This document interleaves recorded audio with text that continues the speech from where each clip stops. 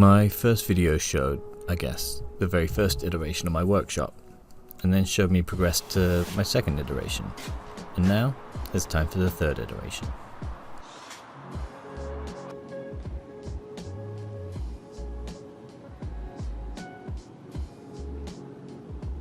The first thing I needed to do is add more light. I have this set of 5 lights that daisy chained from the one power outlet that I have in the garage in the ceiling, and it just wasn't enough. So I doubled that up and added a second set of lights.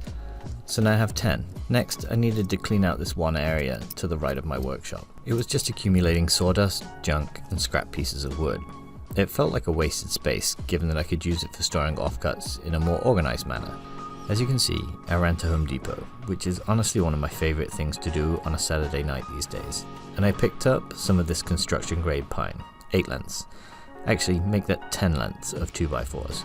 Here I cut the vertical pieces of the frame as I use full length pieces for the top and bottom of this build. I'm sure there's a technical term for that, maybe rails and stiles, but I'm not sure.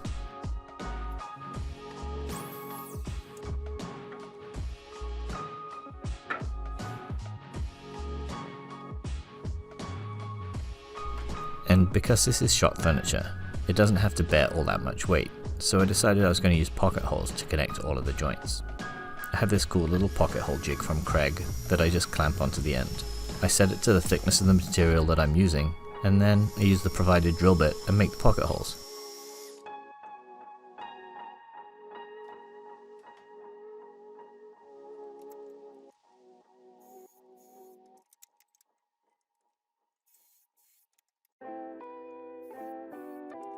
Unfortunately, doing it this way means that I have to drill a lot, and I mean I have a lot of pocket holes.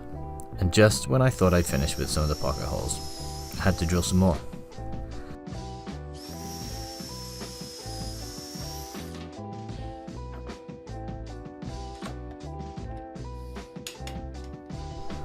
I use a clamp on the corner to hold the 2 pieces steady while I put in some 2.5-inch screws just to attach the uprights to the horizontal pieces.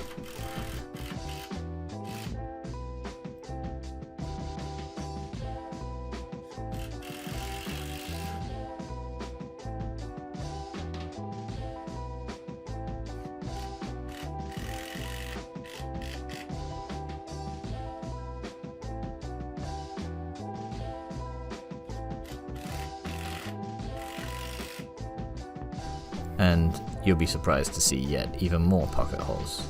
These are for the small pieces that are going to hold the front and back apart.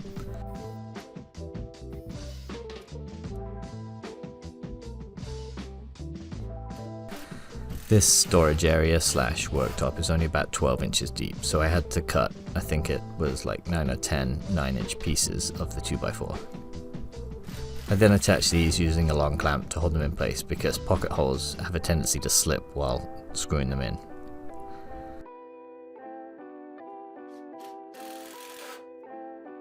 Then I added some of these adjustable legs to make it easier to level because the floor in this garage is just abysmal.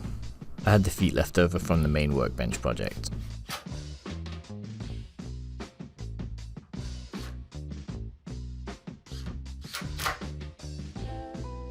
It's a little bit awkward to flip the framework right side up, but I managed to get it done on my own.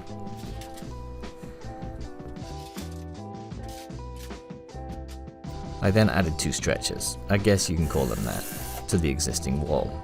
Again, it's a rental, so I can't really do too much, and I figured I could just cover this entire wall with a sheet of ply and then drill whatever I want into it. So I line them with the studs underneath and use a couple of pocket holes just to attach them, and then cut this piece of construction grade plywood to fit the space.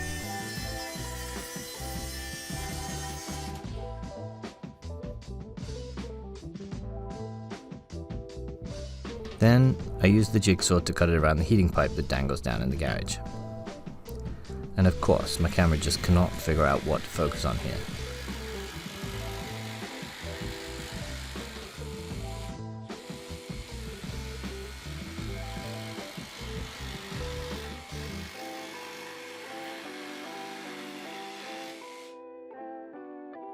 I used a couple of 1.5-inch screws just to attach it to the stretchers that I had, and I decided I would paint it black, just because I think it might look better on camera. But what do I know? And yeah, I'm not that big a fan of painting, but this was a pretty easy task. I just grabbed some cheap paint from Home Depot and just did one coat. I then attached a leftover piece from a previous project of Baltic birch furniture grade, and I cut it down to the correct size. This is the worktop.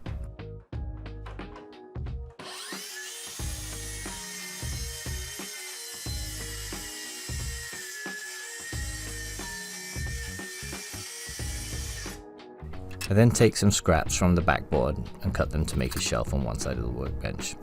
On the other side, I use some leftover scraps of Baltic birch from a previous project. This side is going to be used to store all of my walnut offcuts, and then I'll use it to store the white oak above it. I decided that I wanted to keep my species of wood separate, so that's why I built the second shelf above.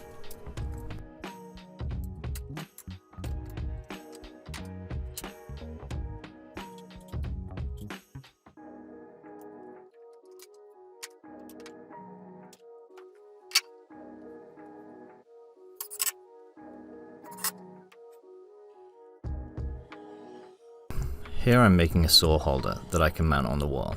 I ordered 3 saws after doing the first storage makeover, and there was nowhere for them to sit. So they either lived inside the workbench or on a couple of DeWalt tool chests that I had, and it wasn't ideal.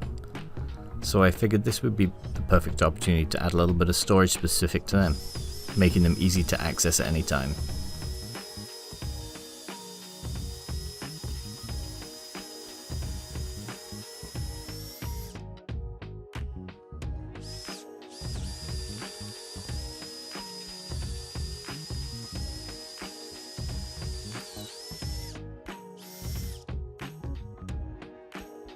I trim this to shape with a jigsaw and then use a little bit of sandpaper to take off any of the edges. Because the blade that I have in the jigsaw, although it rips through this incredibly quickly, doesn't exactly leave the smoothest finish, so a little cleanup is necessary. You can see the little red mark on my thumb where my skin is growing back after I tried to sand it off with a belt sander. That wasn't so much fun.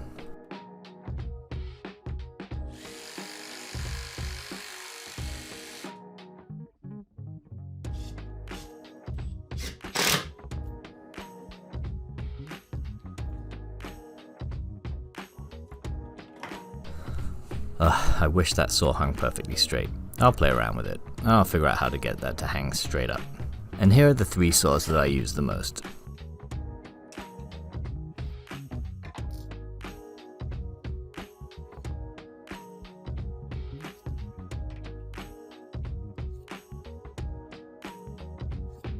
Next up, I figured that I would quickly whip together a rough sanding paper holder so that I can see some of the 5-inch discs of sandpaper that I have. I'll make storage for the 6-inch discs another day.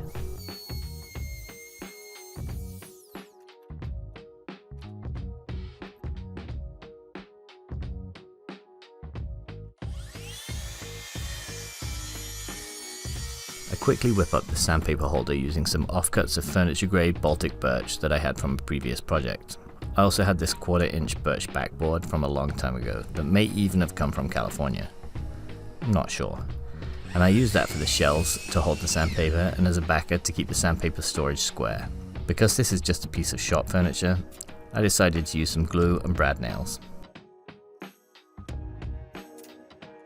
The miters are pretty rough and ready, but again, I'm okay with that. It's just holding some sandpaper. I realize I have way too many pieces of sandpaper for the number of shelves that I've got. So I double them up with 2 grits, having 1 grit facing up and 1 grit facing down. And there you have it. The shop is almost done. A quick sweep, and all that is left to do is install a vacuum tube across the ceiling so that I can keep the vacuum set up just in the other room.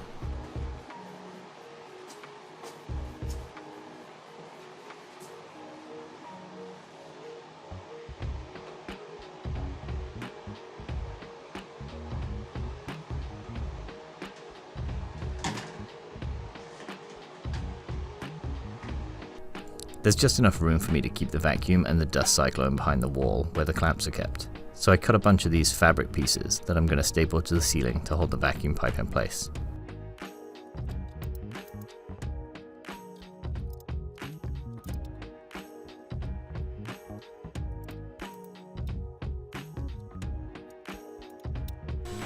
And here it is. Works great. Keeps the vacuum in the other room. I'm probably going to put a curtain there because the laundry is just behind that wall and there was a ton of dust getting over there. And last but not least, I added this extra shelf for some more clamps, as my clamps appeared to have been breeding since the first episode. And I've got way more now.